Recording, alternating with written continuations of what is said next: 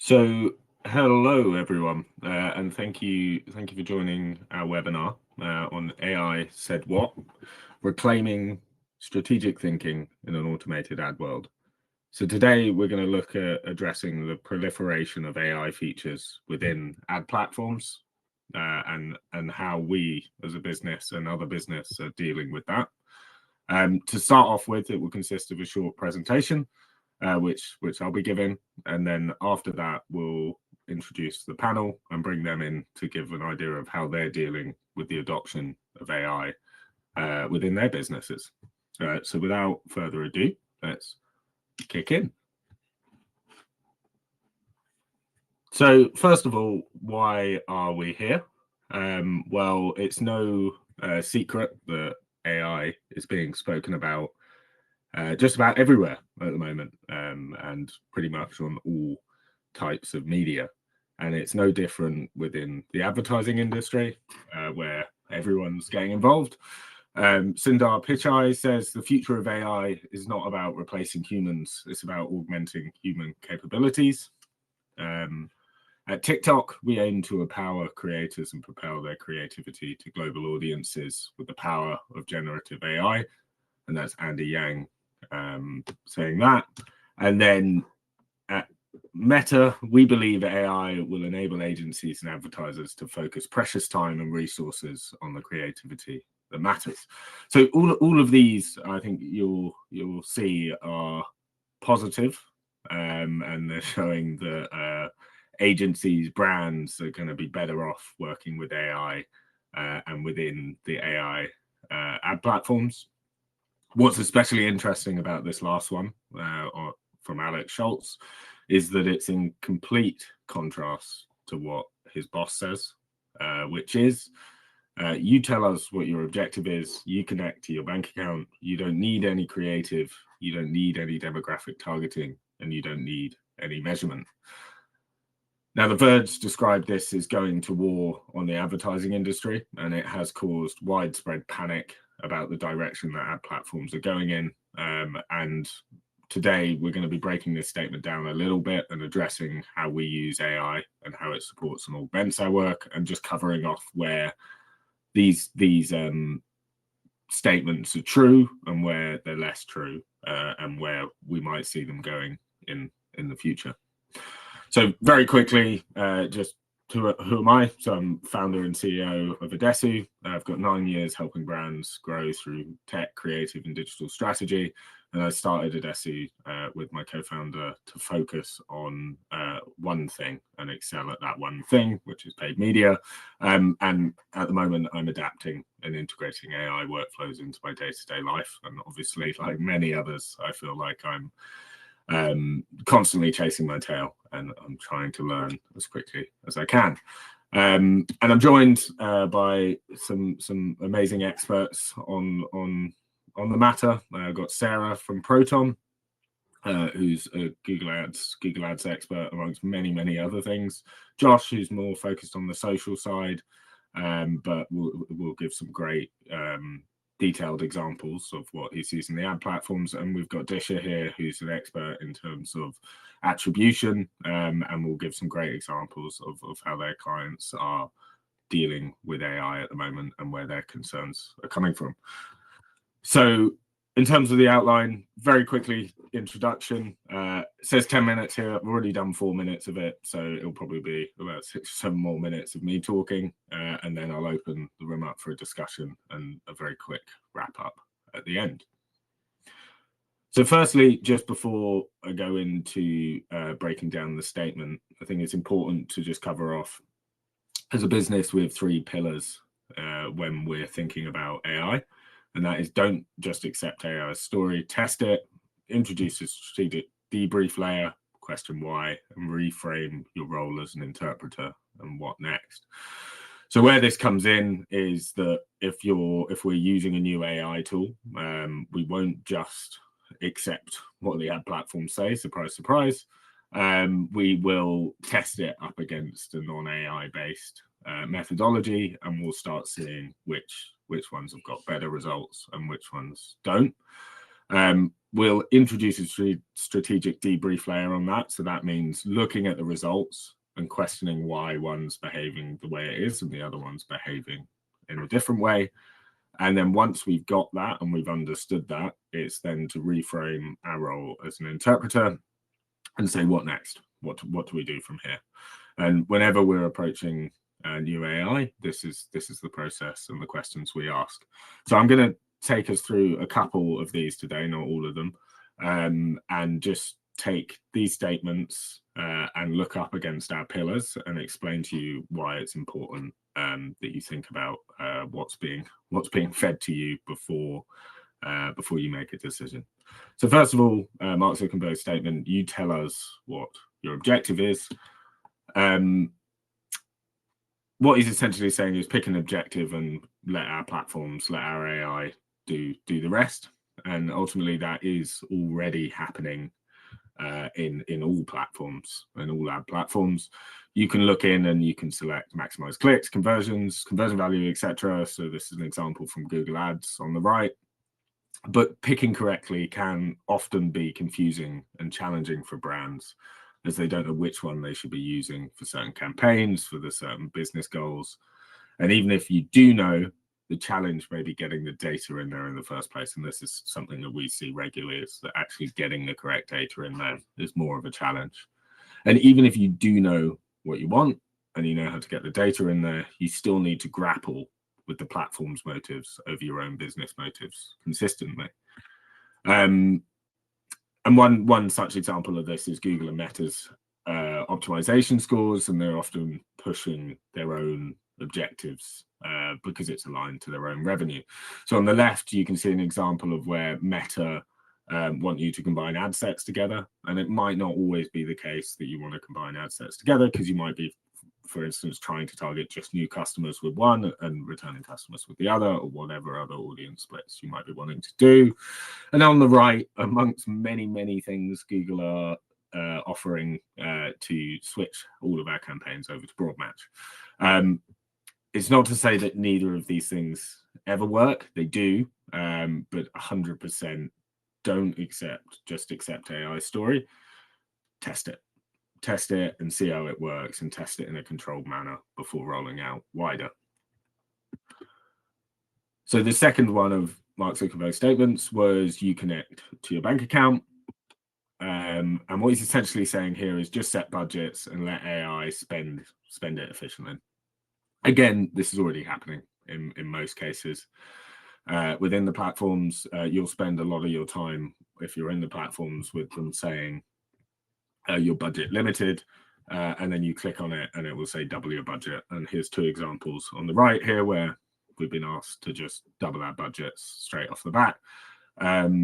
But obviously these suggestions won't always bring you the results that you want, and they won't always align with your business needs. There is often a disconnect here between what Meta or Google want and what is good for you. And they never take into account things like cash flow fluctuations or anything that your business has to think about on a day-to-day basis. So it's worth very carefully, critically analyzing these before rolling them out. I think one prime example in terms of not letting and just trusting the platforms with just spending your money after you connect to your bank account is that for ages and ages, we said and thought that the PMax results were too good to be true. And it turns out that they were just cannibalizing on brand. And you'll generally get this with new AI solutions, is that they'll hide the truth, or there'll be more black box. And we need to obviously question this. As time's gone on, because we've questioned this, we are starting to get more insights. So here, there's a screenshot for what you can see of PMax nowadays, and you can see the different layers. So you can see the video, you can see the display, you can see the search, you can see the shopping, and you can then work out which bits are offering value and which bits aren't. In this example, surprise, search is the bit that's offering value from the PMax at this stage. It's a prime example that we should question things. Results look good initially, but weren't good when you dug a bit deeper. So this is where we say introduce a strategic debrief layer and question why things are being shown the way that they are. The third statement that Mark Zuckerberg touched on was you don't need any creative. This is happening to a certain extent, but there are very few working examples. They're essentially saying that you won't need to do anything with creative. It will create, crop, remix, everything for you. And I think we're still a little bit off of this, because in the vast majority of cases, the creative that gets output is just not usable. Brand voice and positioning get diluted quite a lot, and product shapes are changed. Sometimes they'll even change the product shapes. So a pair of headphones won't look like the same headphones. They'll be slightly different, which is obviously unusable. And often the automated assets really do just chase clicks and are not aligned with your brand messaging. So you lose your brand consistency. Just one example here. We've been trying to use TikTok Symphony for many of our clients because they want to try and test it. We're yet to get one live that's been approved by compliance teams. We did our own ad campaign for this webinar, which hopefully you've seen the videos for somewhere, because hopefully that's the reason that you signed up. We put the same brief into TikTok Symphony, and this is the level of thing that came out, a completely unusable piece of gibberish, but just an example at this stage that it's not quite at the stage of just being able to let the platform take over all of the creative. I'm not going to touch on these two today, but perhaps the most interesting bits are you don't need demographic targeting and you don't need any measurement, because this is where agencies and brands still have a huge amount of involvement and will need to be hugely involved. You will be able to get access to these areas within our AI Said What handbook, and it does do in-depth reviews across Google, Meta, TikTok, and LinkedIn, and you can request this via our website.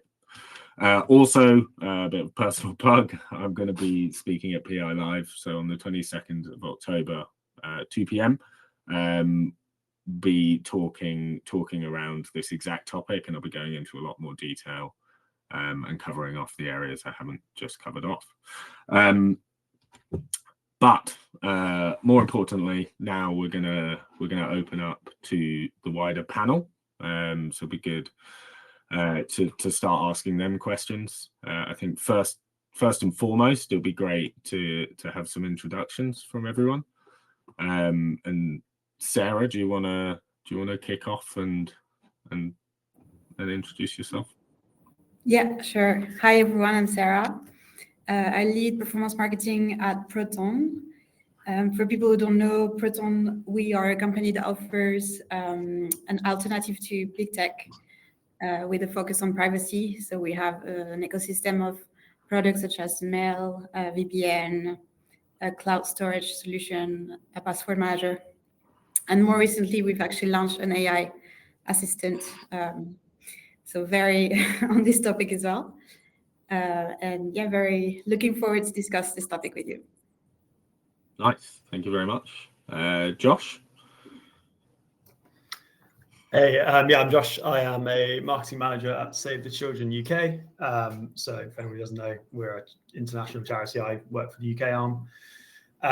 Looking to provide support and help to the children most needed in the world. So yeah, that's been good. And before that, I worked for 8 years in a couple of different digital marketing agencies, finishing up as head of social. So very much kind of retail head on that sort of yours as well. So lots of digital experience. Very nice. I imagine hugely critical of Meta. Yeah, a little bit. I've been in those examples that you put across, and I agree with a lot of what you said. Nice. Well, yeah. Hopefully, you'll be able to go in more detail than me, because that was about as far as I can go, I think. Disha. Hey everyone. I'm Disha. I work at Fospa and I'm an account manager. possible as an independent measurement provider. We do attribution, full funnel attribution. We're badge partners with Google, Meta, TikTok, Snapchat, like the ad platforms. And yeah, I have 200 brands that we work with, and I work mainly with the ones in the UK and the EU. Wow, 200, it's growing fast. Important part. Cool. So let's jump in and yeah, start asking the first question. Sarah, I'm going to pose it towards you just to keep the order going for now, but we will mix it up, I promise. Where do you see AI in ad platforms adding real value now, and where do you think it's falling short? So actually try and start with a positive and then the cons. Yeah, so I think in terms of what it's bringing, there's for sure a lot of time being saved. Back in the day, so I started as a programmatic trader. Back in the day, you had to create one creative for each ad group, each strategy. Take a lot of time to create everything. Now you have this accommodation of everything. The AI can generate that for you as well. So definitely on that side, it's much quicker now. And it's also saving a lot of resources, because I think one media trader can just almost create everything himself now. Of course, not to the quality of, you have the quality to take into account, but it's a lot quicker. And in terms of being able to make informed decision with a big data set. So like if we look at bidding algorithms before and now, back in the day, you had to optimize every keyword at CPC level, one by one. There were a lot of things that you could optimize in the platform and that you had to check. Now you have like very strong algorithm that just basically do that for you, much quicker way. Yeah. I think I miss the keyword level bidding. Yeah. I'm gonna be honest. I do too as well, actually. Yeah, because it's so interesting. Like you used to be able to look into all the details, understanding a lot more. It was fun. Yeah, it was fun. I think you do lose a lot though in terms of insights and transparency now. I mean, you've touched upon this before, but in terms of like what you're seeing in Google and with those campaigns like a PMax or app install campaign, you don't even always know where your ad is running, and you have to kind of rely on the platform to like trust the platform that they're serving your interests. Which it's very debatable, I would say. Debatable is only a nice political way of putting it. Especially on the app campaign side, it's like if you want a negative placements, right, you have to do it at an account level. So exactly. Impact everything. So it's a bit of a nightmare. And that's quite recent as well, isn't it? Like what's that? That's quite recent. They're really it was a lot more black box, and now they're going a bit more towards control. But this is why I say it is like, I mean, it was falling on deaf ears for probably 5 years or so, but complaining and constantly pushing does eventually get us some insight, and hopefully we can get a bit more over time. Yeah. And Josh, how do you feel? Does that match what you're seeing in other platforms? I think in general it does. I think generally from the test that we've run and what we've been testing out, it does do a decent job at like the more bidding and audience side of things. Like it tends to do, we see stronger results from that generally from all the tests that we've been doing, which does get a little bit like it hurts a little bit that you can't work out as well as the AI does. But I mean that generally has worked well, and I think especially Meta, the sense that I get is that most of what they're doing is trying to make it easier and accessible for like smaller businesses to run their stuff. And I think that generally has happened. I think onboarding to working in this is a lot simpler now, as you say. It's much more accessible, which is good in some ways. So I think there's a lot of good things from Like if you're looking at a Facebook campaign, I think campaign at ad set level, generally there's some good stuff there that does well. But yeah, very much agree. The big issue and the thing that you end up fighting with platform reps a lot about is the creative side of things. Like the TikTok symphony, again, yeah, it comes out and you think, oh, this is an amazing thing. It's going to be like revolutionary. And then it doesn't quite work right now. And any automated things that you do in Meta, so like Creative Advantage Plus, like all of the recommendations, I almost always turn all of them off because they just mess up your ads. They pull in catalogs when you don't want them for unrelated products. They crop your things into a way that makes it unreadable and unusable. And so, yeah, I think the big issue we're finding is creative and what that means from a compliance point of view. Obviously, within a charity, the brand safety side of things becomes like way more amplified because there's like legal sides of it as well. So there's just loads of things that you physically can't really trust to do. How do you deal with because I again, not my area of expertise, but interested to know, like in Meta, there's like circumstances where they say even if you switch certain things off, they can't guarantee. For example, there'll be like some creative adaptations done. How do you deal with that? Yeah, I mean, we basically have to do as much as you can do. So like switching off, you can switch off your ad accounts from being used in betas, which is useful. So I think that you do that, and you can add account settings, which is definitely worth doing. I think because all of our ads get flagged as like you have to flag them as like social and political issues. So we then don't have as much of that going on our account, but definitely going into ad account and making sure that works. And then as much as possible, just avoid letting the ad change things for you. So always uploading different versions of the different stories and feed images, even if you think it kind of works, just because, as you say, it can get a bit of liability, and then you can just take, if you get an inch, it will go for a mile. And so you just got to be quite strict with it in areas where you need to be strict. So it's not a perfect solution, but yeah, looking at opting out of any of the recommendations and betas is probably a good shout if you're a bit worried about it. Yeah, for sure. And Disha, on your side, obviously, you have seen different AI campaigns come through the platforms, and you can see clearly in terms of which ones are performing and which ones aren't. Where do you see the value, and where do your clients see the value in these new tools? Yeah, I think it definitely, like echoing what everybody else had said, it takes a lot of the manual bidding and like having to go into the ad managers and constantly changing budgets up and down every day.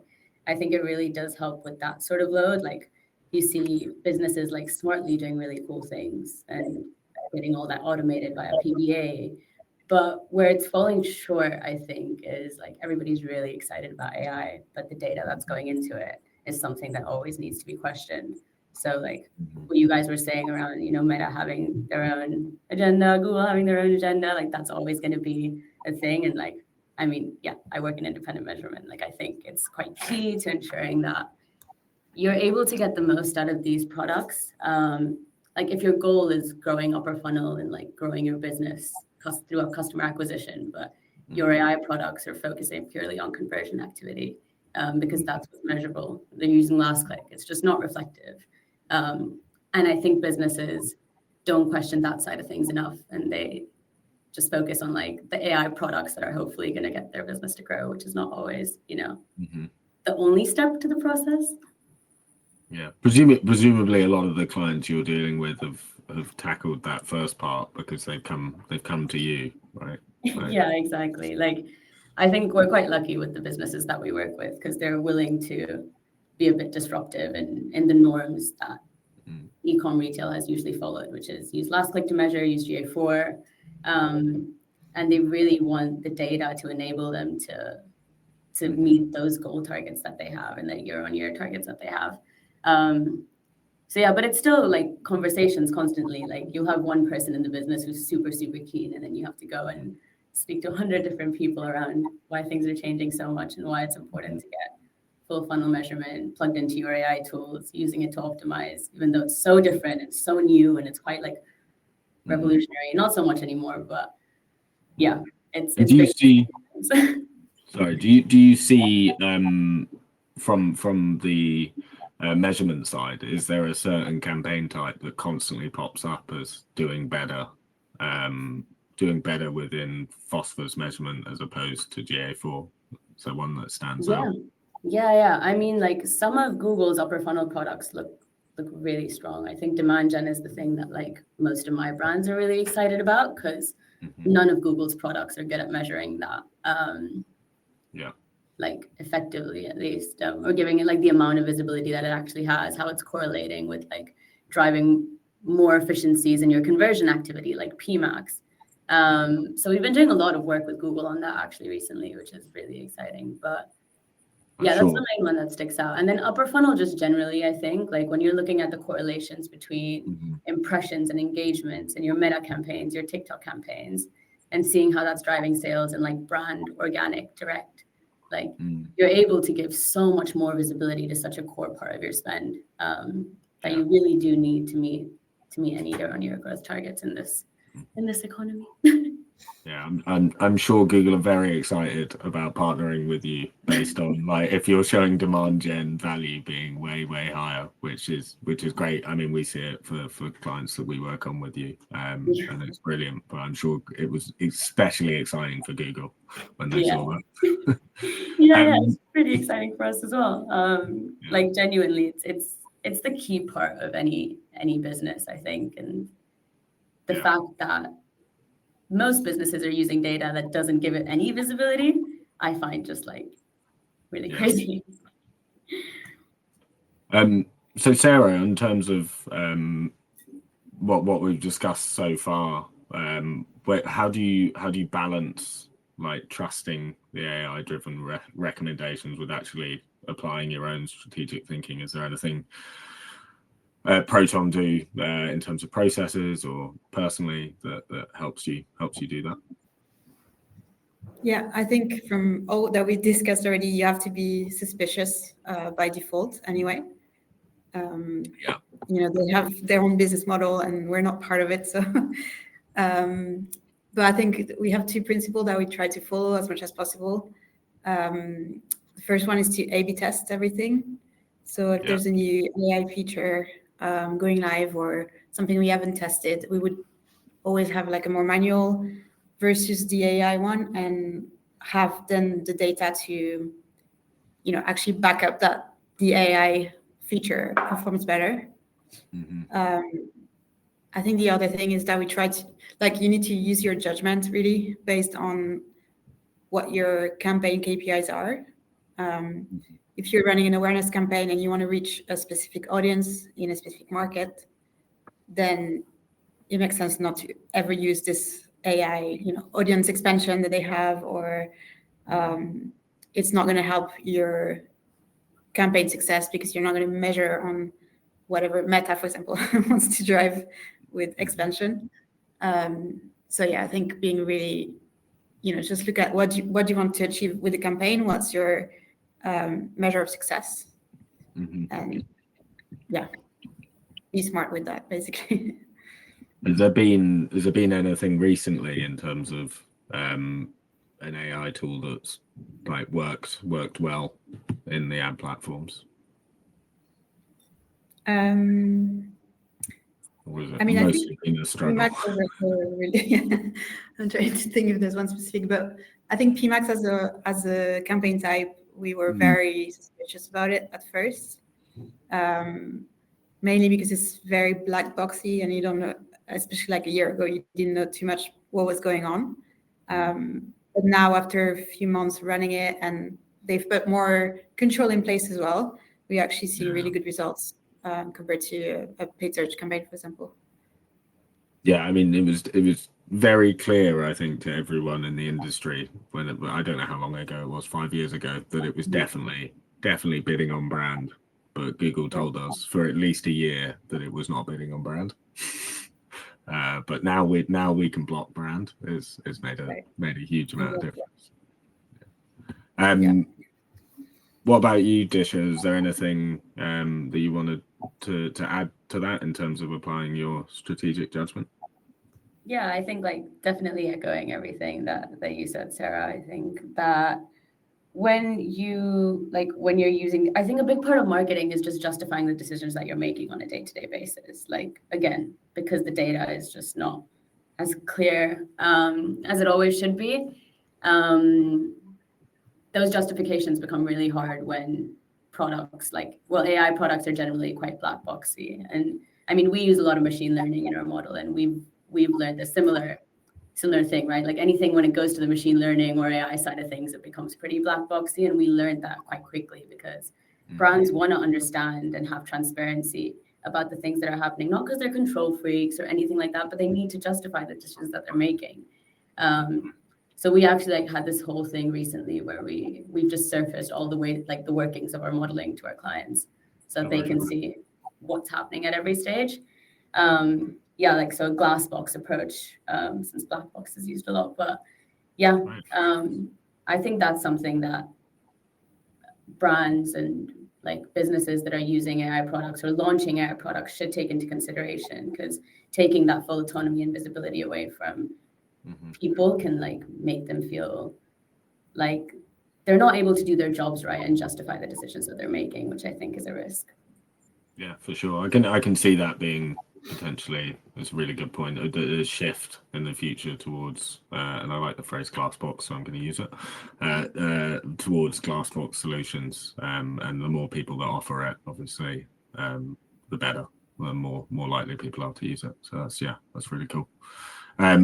What about you, Josh? In terms of what you're seeing, where do you have to apply your judgment? Yeah, I think what we try and do a lot of is, because obviously we run, and everyone will probably run across loads of different platforms, and then all your different platforms are running loads of different campaign types. And I think when we're looking at AI and what it's doing, and it's like recommendations and what we're being told, you've kind of just got to keep in mind that each thing is like looking at a really small part of what's happening. It's looking at optimizing this like little cog and all these other cogs that are going on. And so what it's saying to do will not necessarily be the best across everything you're doing. So just trying to take that zoned out approach. Like we do this thing where we try and map out our donor journey across all the different platforms we've got, like how are they all working in terms of audience wise, bidding wise, creative wise. And then because the recommendation could be like a really good recommendation for your demand gen campaign, for example, but actually like within the wider context of what's going on, that if you did that, it would actually throw off some other things that are going on. So it's like you've got to be skeptical about it in general, but also realize that it has limited data and it's got a limited goal compared to what we as marketers have. So taking it with a pinch of salt, being like, actually, with all the extra information I have, or like using someone like Phosphor, for example, where there's extra information that might come in,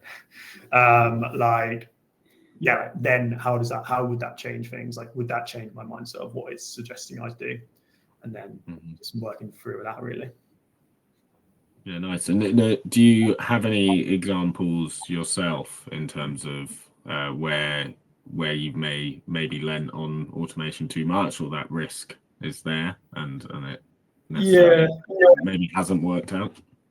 Yeah, I mean, I guess it depends on how you want to talk about automation, but like going to like more, I guess this counts what you think, like kind of going like broad matchy type thing. So taking away from maybe what your core like strength is, or what your core for us might be, like a donor or something like that. Like you might have some really cool things that work really well, but by trying to expand it out, when you have limited budget compared to bigger players, like there are other companies other than us who have bigger budgets across search, for example. And so we end up just maybe spreading thinner and then losing out more, rather than toning down on what is actually your strength and then building upon that. So I think that's like an area where we've had to learn that actually sometimes like the older approach, or maybe like taking a more tailored and detailed view rather than a more expanded AI view, might be a better thing for you as like the underdog in the auction, or whatever you want, however you want to put it in a less lame term than that. Yeah, I've found in general, like broad match can work, but it only tends to work if people are not in a niche at all. Yeah. Otherwise it just spreads way too thin, and you start picking up irrelevant terms. Yeah, and I guess that's the point of like, it's like AI is looking at a huge data set of like all the advertisers. It can work really well if you like something, but actually you as your individual smaller piece, like actually that might not be the best, or this specific campaign you're running, this might not be the best way of doing it. Whereas in other areas it works better. So yeah, just taking that like zoned out view as much as possible. And Sarah, on your side, I know obviously there's a huge amount of you've mentioned it already that there's a lot of A/B testing that you put into place, and I know that you're always trying new solutions. But is there anywhere you've tried it and it hasn't necessarily worked out? At the top of my head like this, I don't have. Actually, I guess Meta has just been. The number of things you have to uncheck when you create a campaign in Meta to uncheck all the AI features is insane. And we were doing an A/B test where we wanted to really see what type of creative would work better. Yeah. And with Meta, it just ends up being impossible because the bidding is going to try to favor one that according to it works better. So then you don't know, is your test not fair anymore? We also try different ways to control having a fair spend between the two creatives, but then you have like variation in the CPM that don't make sense. So it's just, it just ended up being impossible to test that.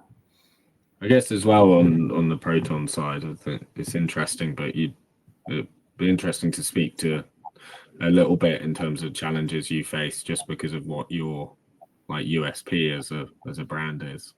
Yeah. That's true. Yeah. We don't. So we focus on privacy, and as such, we try to not use any of the intrusive features from ad platforms. So things like retargeting or lookalike, things like that. And Google Ads will always tell you, give us more data so we perform better. So it's always like an incentive on their end to perform better. So we have to find some workarounds or test with like prospecting type of or maybe more manual type of targeting until we can find something that works as well. But it definitely brings some challenges. Yeah, no, it's an interesting challenge. It's an exciting challenge though. It's different than what other people are doing for sure. And Disha, what about you in terms of like what risks a business is facing, and do you have any examples yourself that you could share? Yeah, I think again, similar to like what Sarah is mentioning, when AI is relying on user level data and data that's becoming like less available as the years go by and getting disrupted really quickly, the thing that we're seeing is that it causes, number one, the platforms and the AI products to react very like volatilely. Is that a word? But like things like volatilely. But yeah, like Advantage Plus, PMax, they require longer periods of time. They require stable data, and if they're relying on user level data, that's depreciating really quickly. And one day your GA tracking goes down, and suddenly you've lost complete visibility. That's just not healthy for those campaigns. Especially with brands like we're going into peak. There's big budgets in them. Like one bad day is quite detrimental and quite high stakes. So I think those are the main things. It's like finding ways to plug in privacy first data and just use products which have privacy at the forefront of their like USP in order to ensure that you're not being disrupted and you're not like hurting them over time, because it's just a bit of a risk that you're putting yourself in if you're not doing that. Yeah, for sure. Privacy side of things obviously super important for businesses, and perhaps apart from Proton, overlooked heavily by a lot of businesses for years and years and years. So we've spoken about, I guess, where you critically analyze AI like at the start and how you'd set up and test different solutions against each other. But what about the outputs side of things? It'd be interesting. I can open that up if someone wants to jump in, but how you critically analyze the results.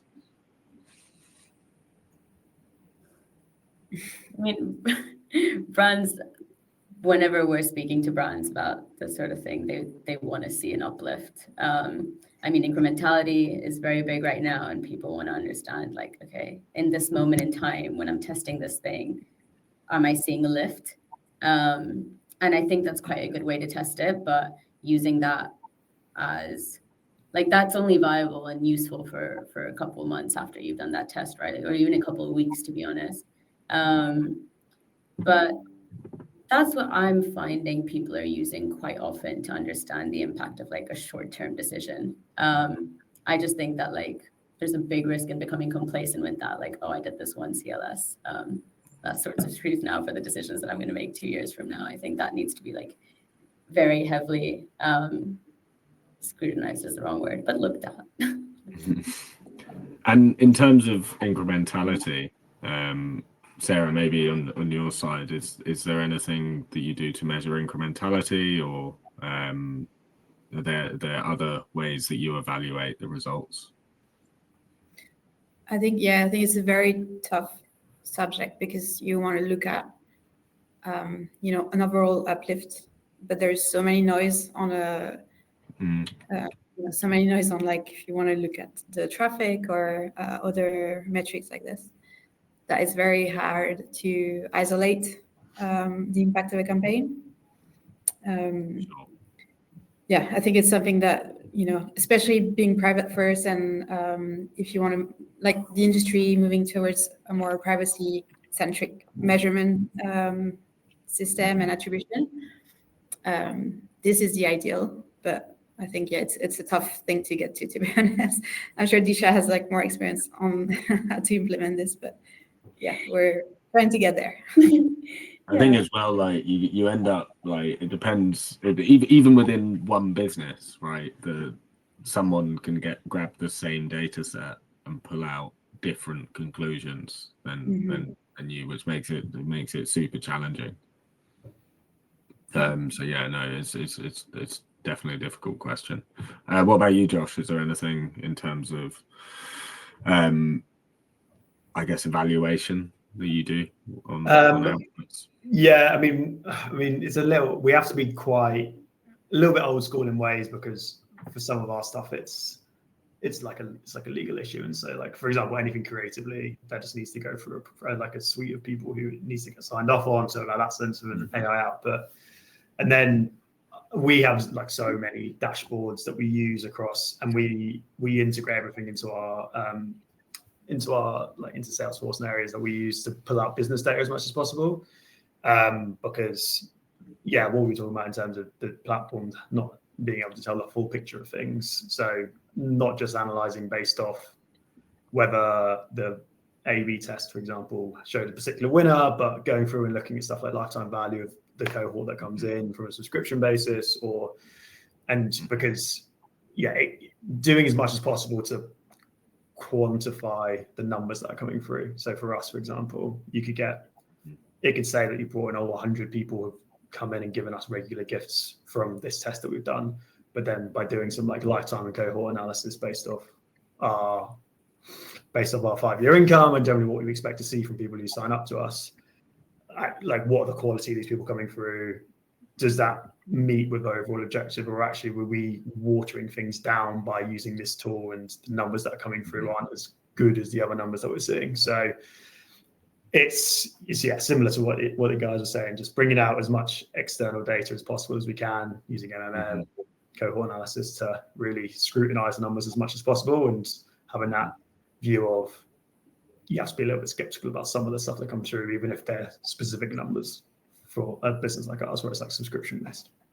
Have you used a tool for the modeling side of things, or do you prefer to build bespoke things? So like we have like a general measurement like MMM type tool that we could use, but like the cohort stuff is all based off just analysis of how people tend to behave, like how long do they give for, like if they come in at a donation of £10 a month, how long do they generally last for?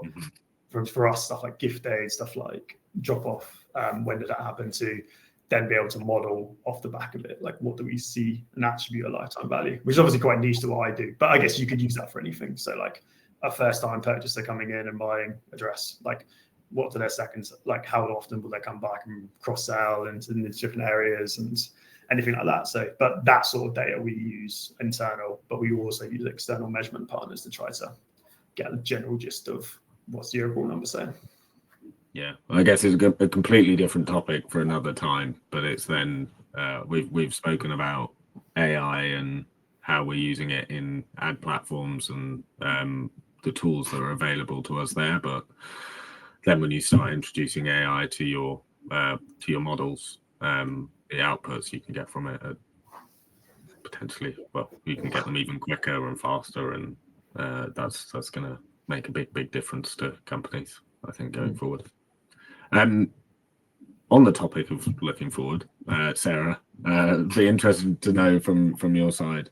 Looking ahead, how do you see the role of humans strategists evolving alongside ad platforms?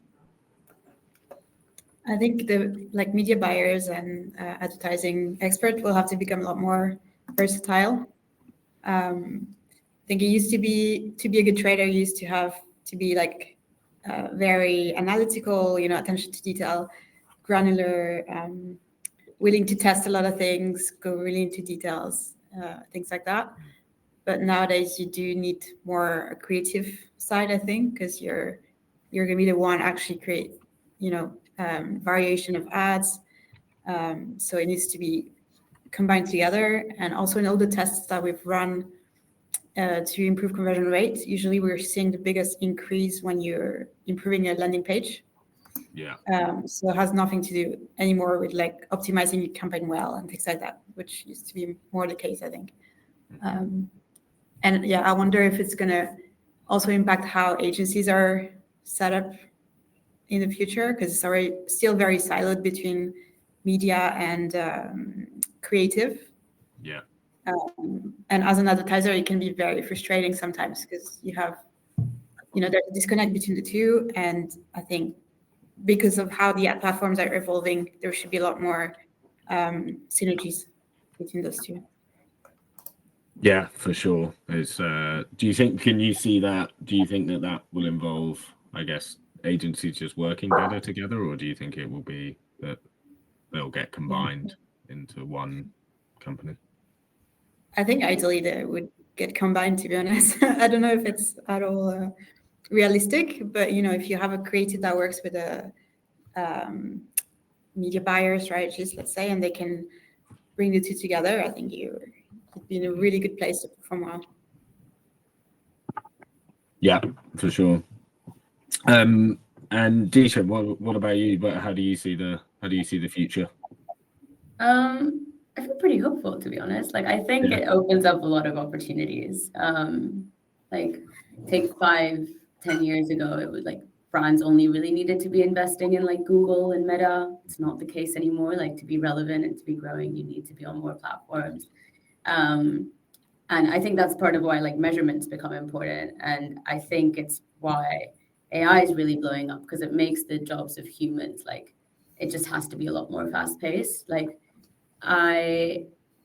We're always recommending brands to try new products and launch on new platforms, and brands are not doing that at the speed that they want to. They're always blocked by reporting or, just creative a lot of the time as well. But I think as we move towards a more automated world, that overlift will be covered, and brands can focus on listen, I need to be on these 3 new platforms or use these 3 new products that were launched because it's what the industry is moving towards, and they'll get really good at it a lot quicker. So that's one side of things, and then the other is it allows for humans to focus on the fun stuff, the brand strategy, the vision, how do we still make our clients feel this is personal to them, that with this campaign that we've launched is for them in a world that everything is being automated and no one's knocking on people's doors anymore being hi. Yeah. For sure. Still, I'd say AI for me is actually made me have more of the fun bits of my job, as you say, because the bits that I like are the bits where it's not clear what's just happened, and you need to go dig in and try and find out why something's happened. And ultimately, the more black box solutions and the more people try and hide stuff from us, the more that becomes a challenge. So I quite enjoy that, and I think it will continue to be a challenge for all of us, I imagine, over the coming years. And finally, Josh, what about you in terms of your prediction for the future? Yeah, I think I really agree with what everyone said, basically. I reckon people will have to go a little bit more, especially in-house. I think you'd have to go a little bit more general to, as Sarah was saying, like getting involved with like website design, CRO, like form design, it's, as someone who spent the first lot of my career really focused on paid social, and like that was something that can work in some aspects. Like as AI becomes more of a thing and you're getting more involved in different places, like you just have to get involved with other areas, which is definitely exciting and interesting. So I think people will become more skilled in other areas, as you say. Like Sarah was the same. When I first joined, I was like, I'm not a creative person. I don't want to do creatives. And then I realized I'd probably lose my job if I did that for like the rest of my career. So you kind of get involved with other stuff, and I think it'd be more fun, be more exciting, and that will just lead to a more integrated messaging and experience for the customer in the end of the day, hopefully. Yeah, for sure.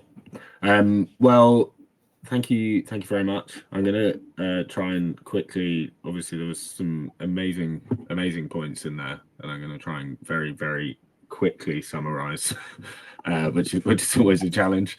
But yeah, thank you for joining the webinar on AI Said What. I think through the conversations there, you would have heard that there's definitely positives around saving us time, but often this is at the detriment of visibility. I think everyone here is correctly very suspicious of everything, which is good, and that we're going to be making sure that we're testing everything. I think it was also clear that measurement's key, but is often quite challenging to understand what is the correct measurement, and that I think Sarah used the word noisy. That can in itself be noisy, so it's difficult for us to establish what we should be doing there. It's very clear that the future we're going to have to be versatile as media buyers, and that creative is going to become more and more important for us. And I think one of the key bits that was mentioned was around the fact that we used to just operate on Google and then Google and Meta, and now it's can be 10 different platforms. So I think for us as media buyers, that in itself is good for us, because the AI of different ad platforms don't necessarily talk to each other, and therefore we need someone and some tools that can operate between those spaces, which is definitely where we're going to come in over the coming years. So lots to digest there. Thank you very much for your time, Sarah, Disha, and Josh. Have a great rest of your day, and thank you very much. Thanks for Thank you having very us. much. Thank you. Thank you.